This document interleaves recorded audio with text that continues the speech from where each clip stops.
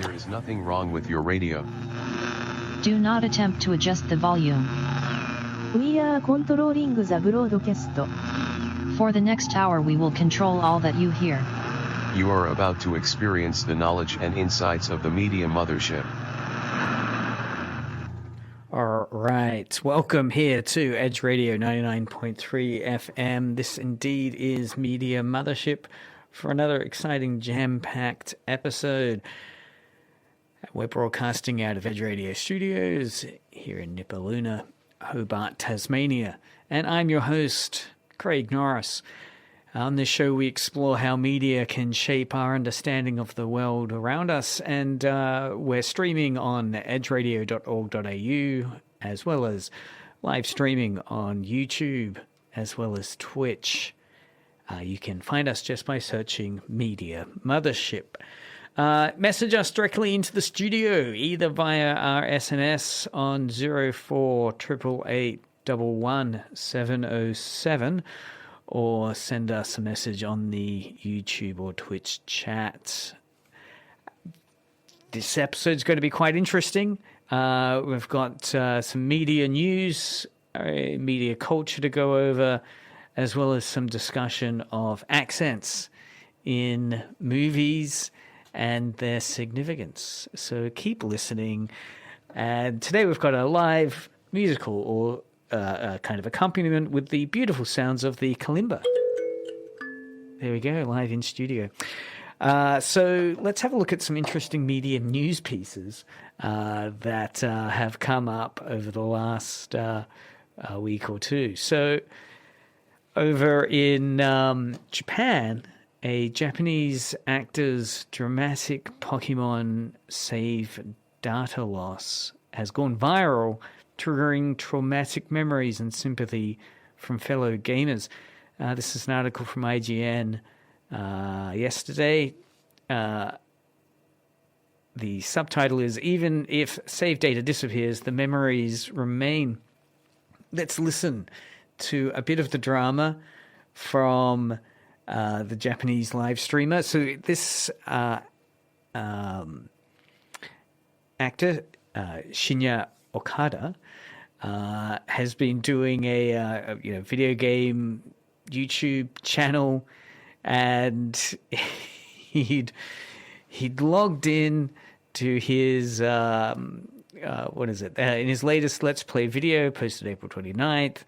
Owada's cheerful enthusiasm, as the article says, to continue his Pokemon Red adventure gradually morphs into disbelief as the game asks him if he wants to start from the beginning. Owada's startled reaction of, "Wait, what?" as he realizes that all the hours he has put into capturing and training Pokemon have vanished are palpable. Let's listen to that drama. どういう意味？こんにちは。大和田信也です。まずはこちらご覧ください。それは突然の出来事でした。さあ今日もポケモンの赤続きやろう。はい、またこの音楽がね、ワクワクワクワクドキドキドキドキするんでね。ポケットモンスターいきます。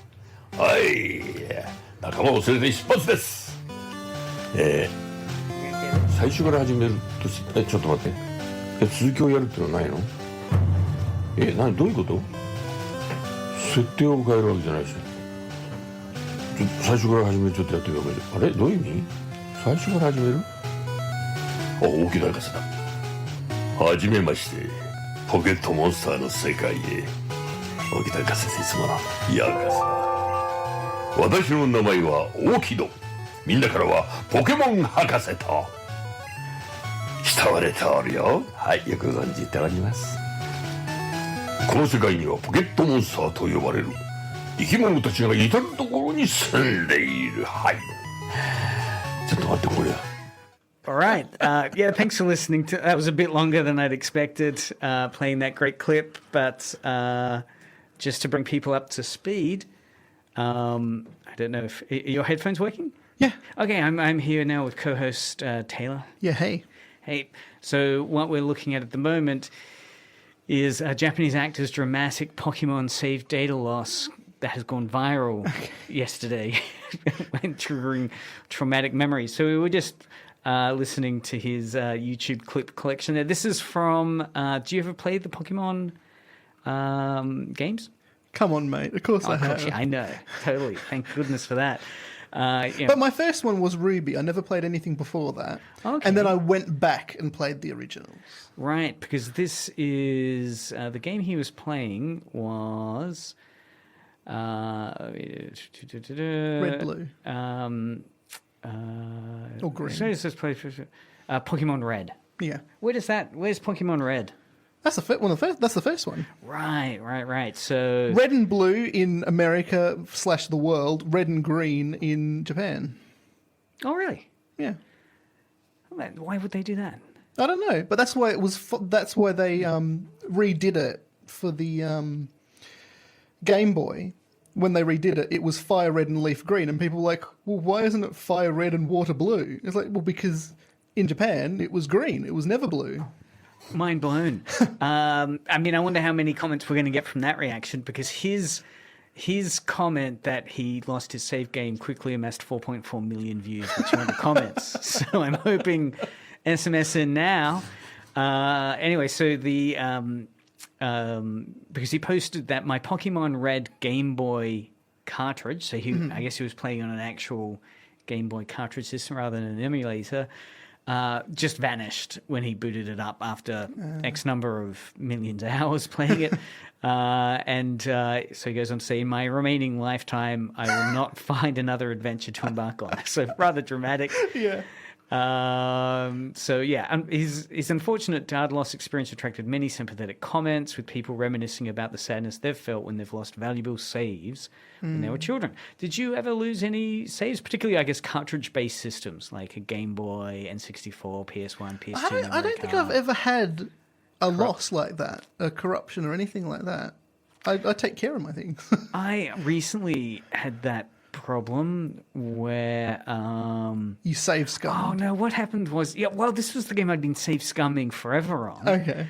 And that's right, I was using OneDrive to cloud save where the save files were going from Paradox, the game provider for Crusader Kings 3. Anyway, and I for some reason, like, I've been using two OneDrive accounts, and anyway, the account that had all those saves linked to them wasn't syncing properly, and by the time I sorted it out, it had lost those saves. So I was right back to, like, I don't know, 2 years ago when I bought the game. So it does happen. It does happen. Well, actually, when we're talking about old tech, that reminds me of, I think it was around 2 or 3 months ago, Nintendo said that they have officially run out of Nintendo 3DS repair kits. Right. So if you have a 3DS and you break anything on it, up until about 3 months ago, you could have at least sent it back and they might have fixed it, or you might have sent it to some sort of store and that store might have got the parts and fixed it. But now they're not making any more. It's all gone. All of the reserves are gone. Right to repair. Right to repair. All right, so the next story. Really? A kalimba? They're great. The thumb piano. Yeah. Do you know how to play the kalimba? No, but I could probably pick it up in 5 minutes. All right, well, you can be in charge of playing the kalimba tunes. Okay, cool. While we're going from story to story. So, okay, next story. This is from Engadget. Star Wars Tales of the Underworld will premiere on Fortnite beginning May 2nd, which blows my mind. So this... Shouldn't it be May the 4th? Well, yeah, actually, that's a great point. May the 4th is actually the holiday. The fake Star Wars holiday. May the 4th be with you. So a bit of Star Wars news. So this is the new animated Star Wars series. And strangely, the first, it's at least episode 1, is premiering on the game platform Fortnite. Right? So Could you imagine playing Fortnite, logging into Fortnite, then taking your character, because it says that viewing will take place in the in-game location called Star Wars Watch Party Island. You've got to go to this island, and then you'll see a screen, right, on the island, like a movie screen. But it's not in-game. Well, it is. You've got your character. No, but it's not in like a... Oh, the fighting is switched off. The fighting switched off. Yeah, because you still got your avatar. I saw it's a singer I don't particularly like. K-pop? No, Tones and I. Tones and I. Right. Yeah, who did the Dance Monkey song. One. Oh, right. Yeah. She had a concert in Fortnite. Oh. And you just basically load up into this screen and sort of like...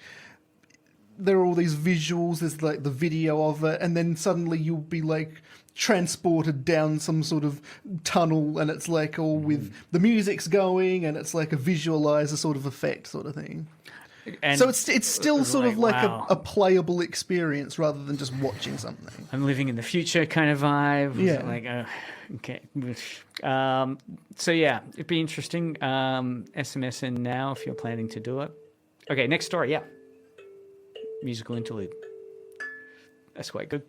Fallout creator says he was ordered to destroy source code that the studio has since lost. I had that in digital form and was ordered to destroy it. So this is a case. This is the Fallout creator Tim Kaine, and he was in an interview, and he said, this horrible thing happened, and it's happened. In terms of its standard practice, he said in his experience working with a company, where after you finish the job, they'll ask you to destroy all copies of the source code, right, and that they will then be the custodians and librarian guardian of the source code, right? So it'll be held in the company, right, rather than the creator or creator's hands. So he said this has happened a couple of times where he's gone ahead, destroyed everything as required, and then the company has lost it, right? And he said he found this out because he was... So this was like years after he destroyed it. He goes, where is it? So then he says, a few years later, after I'd left the company, they contacted me and said, oops, we've lost it. And I thought at first they were trapping me into confessing that he'd made a legal error by keeping them. But he said, no, I destroyed them like he told me to. And it turned out that they'd really lost them. Yeah. And they were panicking. They were hoping he hadn't done what he was legally required to do. Yeah. Anyway, so he's saying, this is a problem because there are so many games out there from the 70s, 80s, and 90s that source code is just gone. Yeah. Because of mismanagement and which reminds me of Doctor Who. How what? The black and white Doctor Who episodes are gone. The BBC taped over all the... Yeah, fair enough. But also, in terms of how we're talking about how DS has been the DS. No, 3DS. 3DS is the one that they've got no more parts for it. So, don't they then have some sort of obligation to let it be emulated? Or is it just going to go into the ether? Yep. Well, emulate us, SMS in now, or send us a message on the chat if you have, the revolution starts here. Next story, yep. You're doing well. It's beautiful. George Lucas here in the next story posted it on Gizmondo as well as a couple of other spaces. Anyway, article from Gizmondo saying... You know, the funny thing about that, first of all, is I've always looked at that and it says... very clearly, Gizmodo, not Gizmondo. Gizmodo. It does too. I know Mondo though. Mondo is much better. Modo. Yeah, sorry, go on. Gizmodo.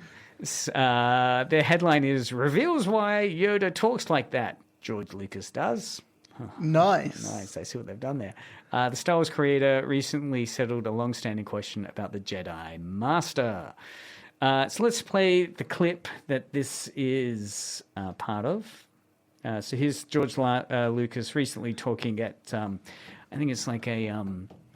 Comic-Con sort of thing. It was, something like that. Anyway. Why does Yoda speak backwards? Much to learn, you still have? Well, I will tell you. Okay, thank you.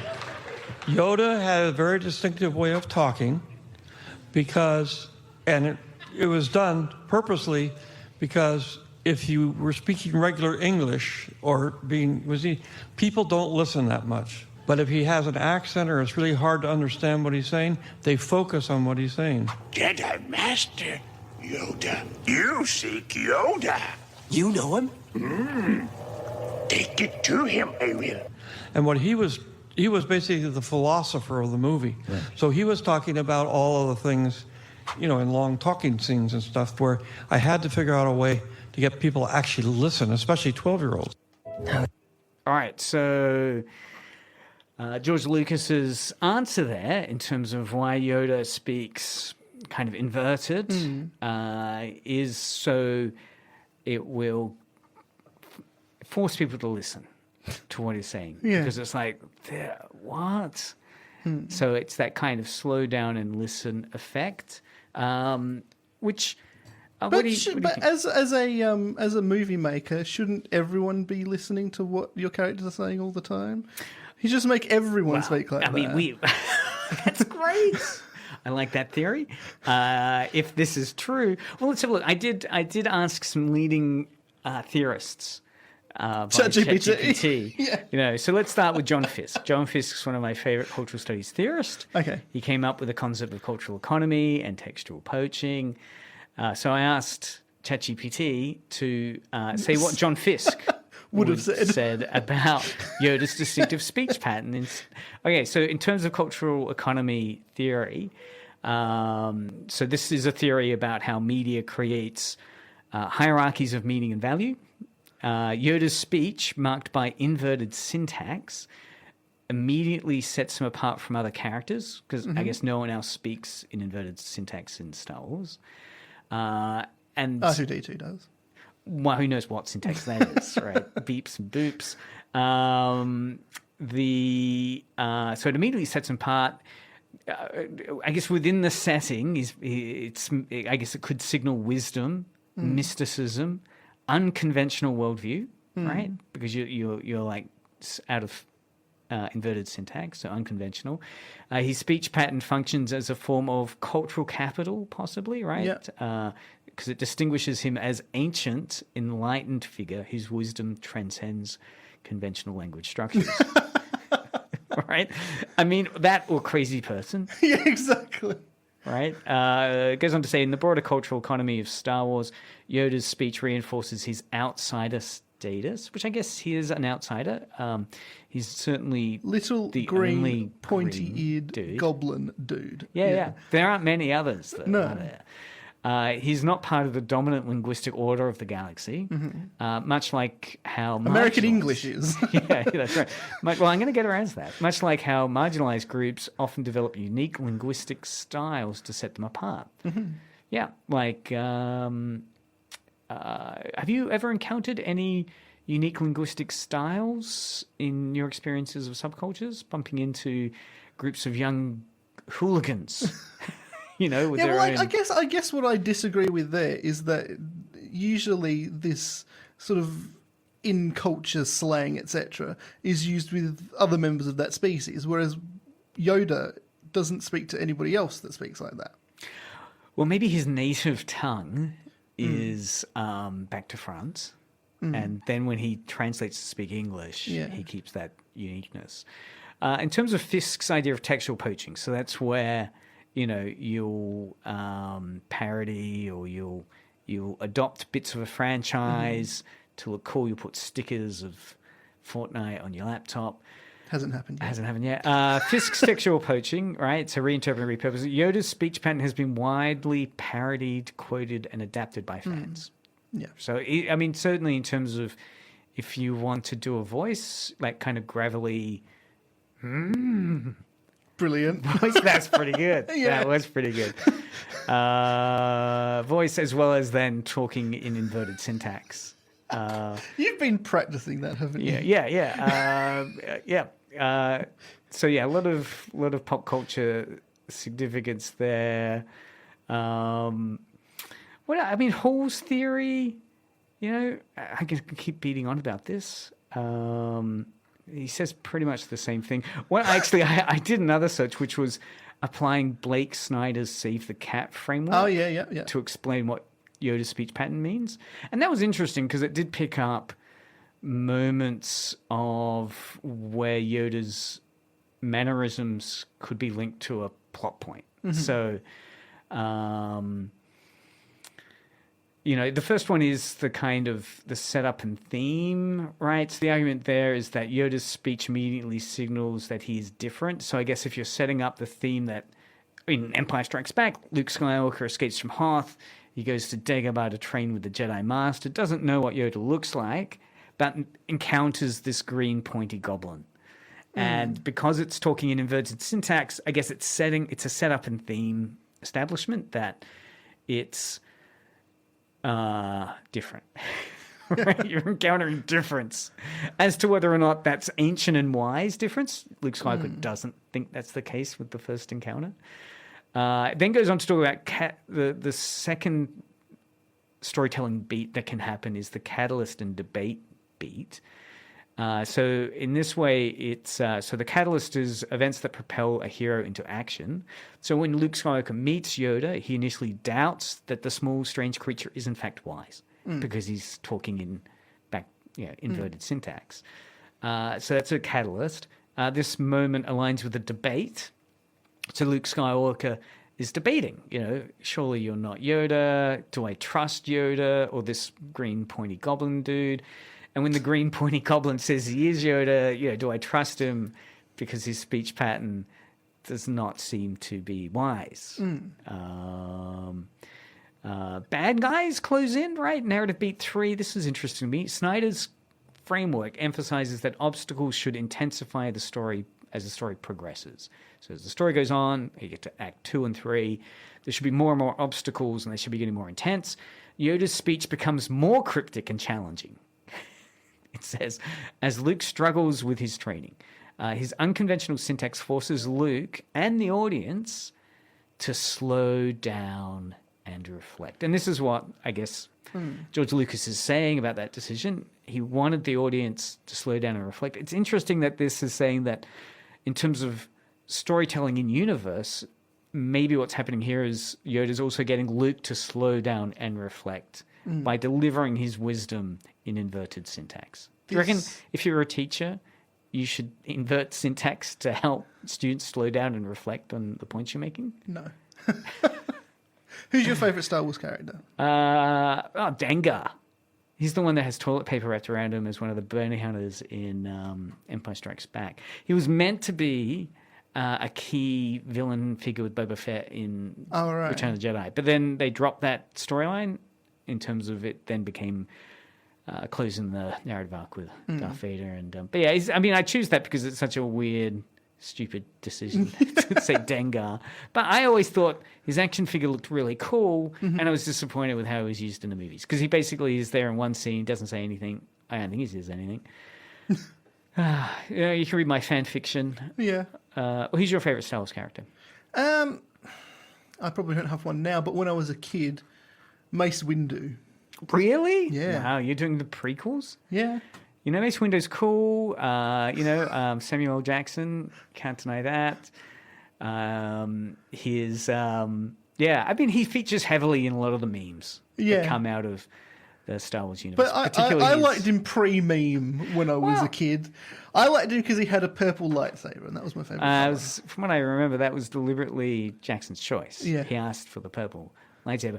As a teacher, because he's a teacher, right? He's training other Padawans. Does he train Padawans? Certainly he busts Anakin's balls, right? He's the one that says you can't become a Padawan. You can't become a master. Yeah. All right. So, maybe that tough love that he's doing. Yeah. All right. Well, let's trundle on to new story. New story. Oh, that's beautiful. Oh, okay, yeah. Yep, no, that was very helpful. If I can get the bloody screen to work. Okay, so I want to go into Andor now.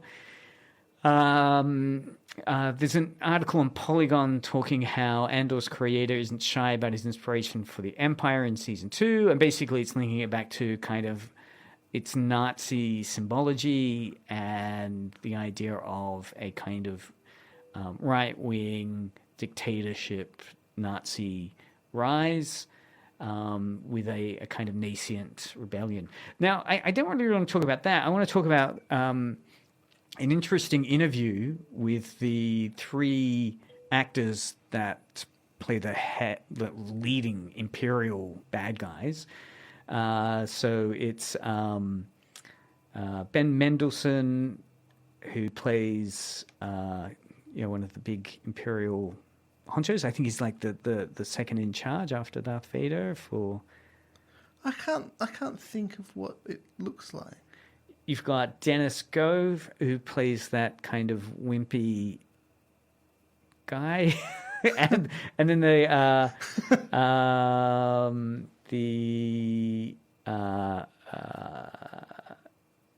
actor. Anyway, let's listen. The other one. So they're asked in this interview, why are Star Wars villains British? Okay. Oh, I know, missed it. Pay attention. Now, is there anything you'd care to tell me before I waste more of my time figuring out what it is you are up to? Any security violation will be brought to the Emperor's personal attention. Of course, you're perfectly placed to answer this because you're respectively American, Australian, and Irish, of course. So why is it so extraordinarily fitting that in this Star Wars universe that the really evil people are fitted with British accents? The Empire, darling. Yes. Everything sounds a bit more evil when you do it in a very, very strong English accent. I'll just pause it there. What do you think in terms of British accents and everything sounds more evil when you deliver it in an English accent? I've seen that they've pretty much done that in a lot of the modern movies, but I kind of disagree. I think there's one more accent that does it a lot better. Yeah? South African. Oh, yeah. Yeah. Although going back to Indiana Jones, back to... Okay.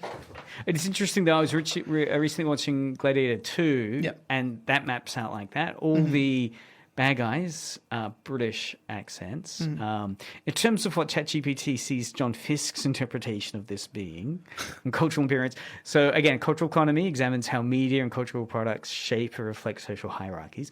In Star Wars, the Galactic Empire is portrayed as an authoritarian regime, so like Nazis, and British accents often signal, well, not Nazis, but because they fought against the Nazis, but they signal power, control, and elitism, I guess historically from them as a colonial power. You know, we're talking the Dutch East India Company, the history of imperial colonialism in the 17th, 18th, and 19th centuries. So it signals power, control, and elitism. Historically, Hollywood has used British accents to represent sophistication and intelligence. Which aligns with the Empire's structured hierarchical nature. This plays into audience expectations. British accents evoke a sense of calculated villainy, making the antagonist more imposing. So I guess if you're wanting to shortcut or shorthand, this is a bad guy, British accent. Well, Ben Mendelsohn, the Australian actor, offers a really, really, I think, different approach to this question a little later, but we'll listen to some further answers from the interview with the actors. Turn out the lights. Because I tried to do it in Irish. Initially, when I got the scripts and I rang Tony and I was like, this just is not going to work. They're not going to have an Irish woman in the Empire. I'm sorry, we just don't sound evil enough. And then we tried American and it didn't work. So we all fall back on the British. And there's a historical reason for it too. Typically, we're talking about American films and, the villain would be played by the heavyweight actors and they tended to be Brits and whatnot, so you had an English, people, you had your Vincent Prices, etc., etc. The lakes and ponds became black and stagnant,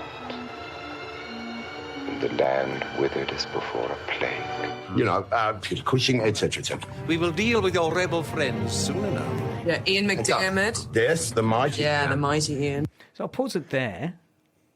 As an actor, what do you think so far? when early in Hollywood, I mean, not that you're acting in the Early in 1930s, Hollywood, yeah. but I thought it was a really interesting point in terms of saying that they'll often cast, the villain role needs a lot of heavy gravitas and a heavy hitter, so they'll cast someone maybe with theatrical training, right? Someone that comes from theatre, maybe an old school actor, which is inevitably going to be British, that kind of Shakespearean theatrical training. Theatre. Yeah, Peter Cushing. I mean, Vincent Price isn't British, but nevertheless, he does affect the British accent in some of the horror films. Ian McDermott. Anyway, the guy that plays the Emperor, because of that theatrical Shakespearean training. Do you reckon the villain role does require someone that has better acting chops?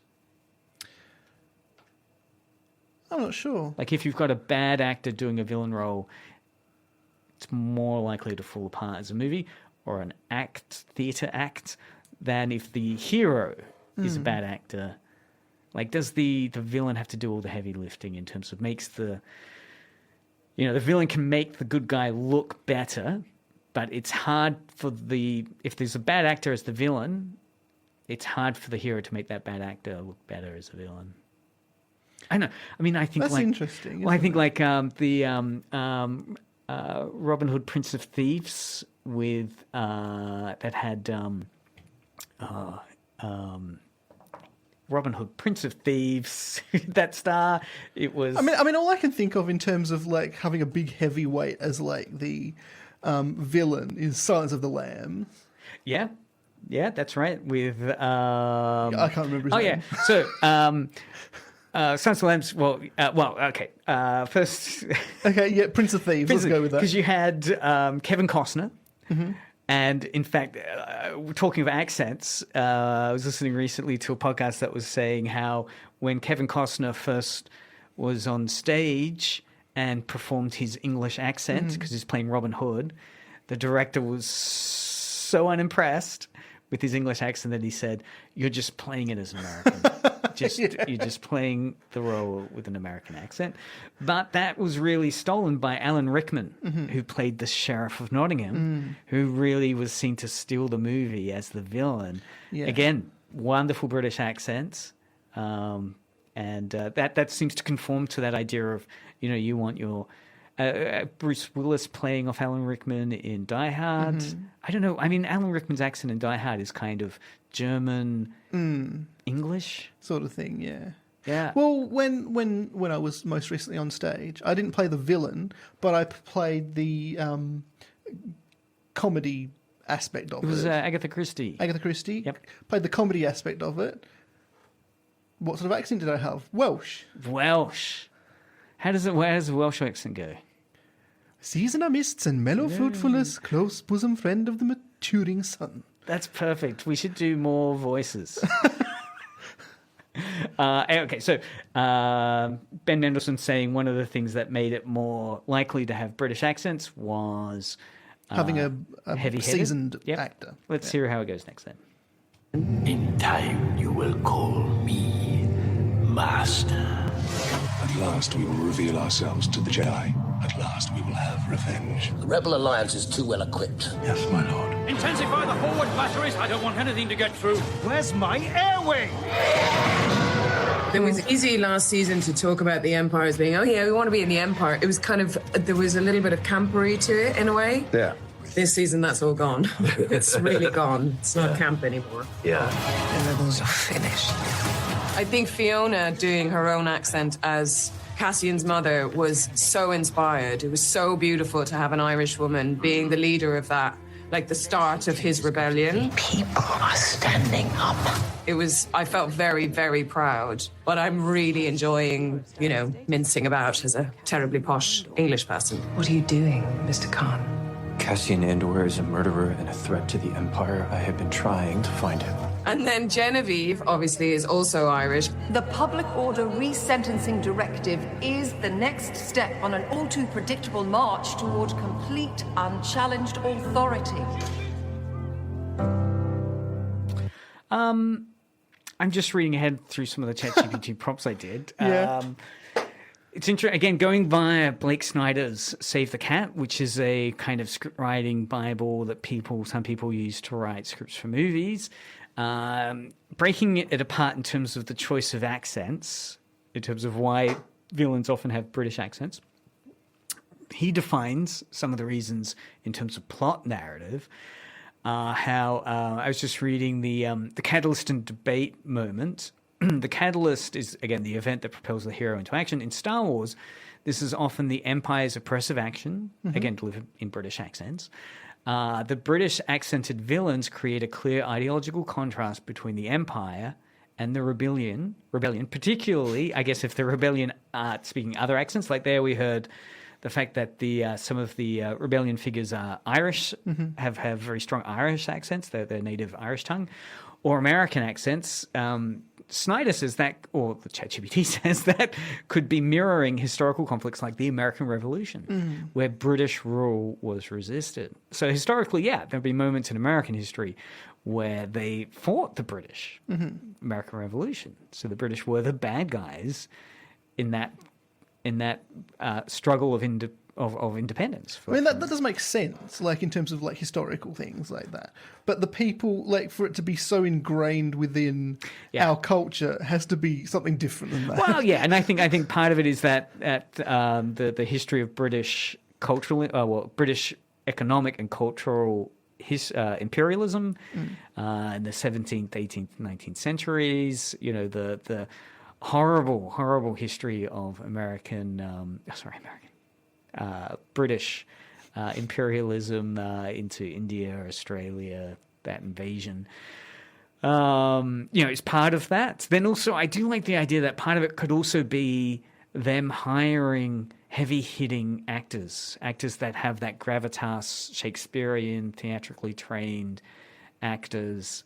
So you've got Alec Guinness, good guy though, right? But very British accents. So actually he's a counterpoint to that, but maybe it's the exception that proves the rule. Do you have any other feelings around accents in Star Wars? The use of British accents? Not really. Yoda accents? No. You can't really. I mean, Mace Windu's accent. Now that's an accent. That's American independence. That's American, and particularly because he fights off against the Emperor. That's Ian McDermott, I think is the actor's name, who's British and performing in Shakespearean British. So it is striking. You know, everything from certainly. You know, the Romans, in any movie, I watched Ben-Hur over Easter. Oh, my Lord. All of the Romans are theatrical British performers, right? And they're all, like, chewing up the scenery with their Shakespearean background. Same with Life of Brian. Yes, yeah. Are there any... do any of them not speak British, like, posh English in that?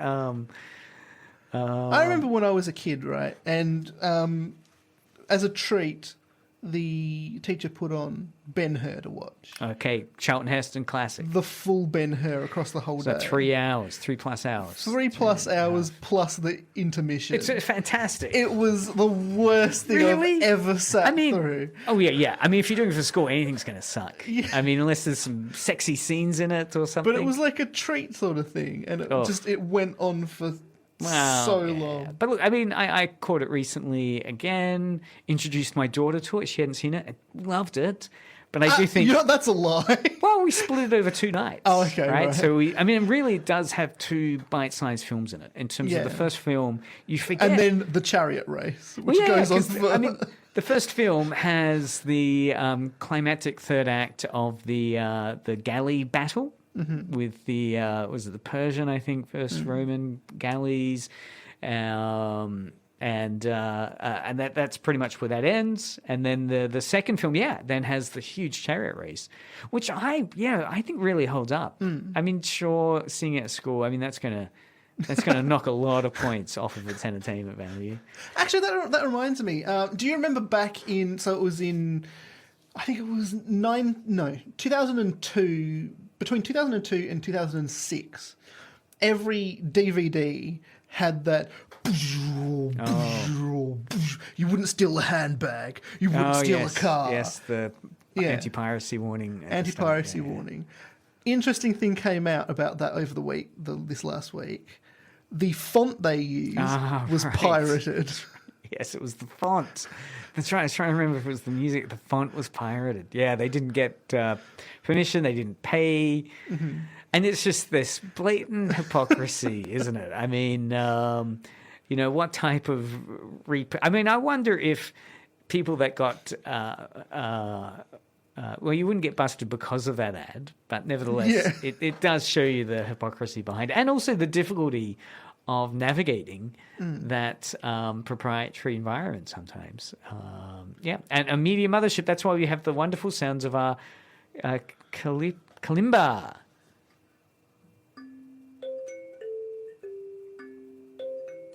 Kalimba action here on Media Mothership. Yep, so we'll be releasing a CD probably by the end of the year, I'm thinking. We're getting some great tunes coming in. SMS in now if you have any kalimba requests. Yeah, I'll do it. Media Mothership. So I guess the other thing that I found interesting about that clip we just heard was one of the actress saying how proud she felt of hearing her native language, her native dialect, the Irish dialect, our accent being spoken in Star Wars Andor. Have you ever felt an overwhelming sense of pride when you've heard the Australian accent suddenly burst through in a movie? No, TV shows it's really jarring every time it happens, isn't it? Recently encountered a jarring experience? No, because I generally tend to stay away from it.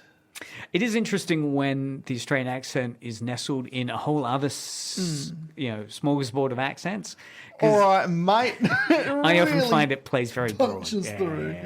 And often is quite a poor. It doesn't. I mean, in terms of soft power, I guess what we're talking about here is the kind of attraction, positiveness someone feels towards an ephemeral thing like an accent. The British accent has a lot of soft power. As we're literally unpacking it here with Star Wars, we're saying, why is the British accent used? It's for all these kind of reasons around villainy and power and menace that can convey authoritarian control, right? That's a huge amount of soft power. It's not them physically being aggressive or sounding, angry or powerful, but it's just the power of the accent. The Australian accent, yeah, does it when like you got Crocodile Dundee, Crocodile Hunter, so you might see that accent comes up as a parody of that kind of Aussie, outdoor, rural, bush type vibe. But that we've been stuck with that since forever, right? It really is not at all part of the cultural imagining today. And you've got various Australian actors, Russell Crowe, thinking of Gladiator, Ben Mendelsohn himself, that we just heard from then. But they rarely, it seems, give a Hollywood movie performance in their Australian tongue. Oh, yeah. I mean, what's his name? Thor fellow. Chris Hemsworth. Yeah. Didn't perform Thor via Australian accent, performed it via British accent. Yeah. Well... Are there any superheroes that have Australian accent? No. Back onto Irish accents. Yeah. Do you have, can you name an Irish movie? There's a really abominable, well, not abominable, one of Sean Connery's first films. Okay, yeah. I forget what it's called, but he played an Irishman in 1920s Ireland. An Irish film. Yeah. I've got one that you might like. Okay. With your extensive experience in horror genre, comedy space. Grabbers. Oh, okay, Grabbers. I've not heard of it. It's an Irish-made film, Irish-starred film, and it's all about these creatures that are coming up from the sea and birthing eggs on the beach. Wow. And these eggs hatch and they start killing everybody. And then they figure out that the only way to sort of be saved is to get blackout drunk. And then when the creature tries to eat them, it gets poisoned by the alcohol. Oh, really? Yeah. So this is the trailer. Very spooky sound effects. This came out in 2012. Yeah, that's what we mean, yeah. So he's been grabbed then. It's always the quiet places where the mad shit happens. They're pilot whales. They died at sea. I call myself a sea monster. This is something totally different. Something alien. You don't believe me? Not a bit. Christ. What did I tell you? I believe in coincidences. Not really. You are so lucky she didn't kill you. You were drunk. If we taint our blood with booze, we're poisonous sweet. It's the whole movie. It's extraordinary. Stay out of the rain, and we drink. You're throwing a party. It's a welcome party for me. You're leaving in a fortnight. It's just a goodbye party, whatever. Tequila!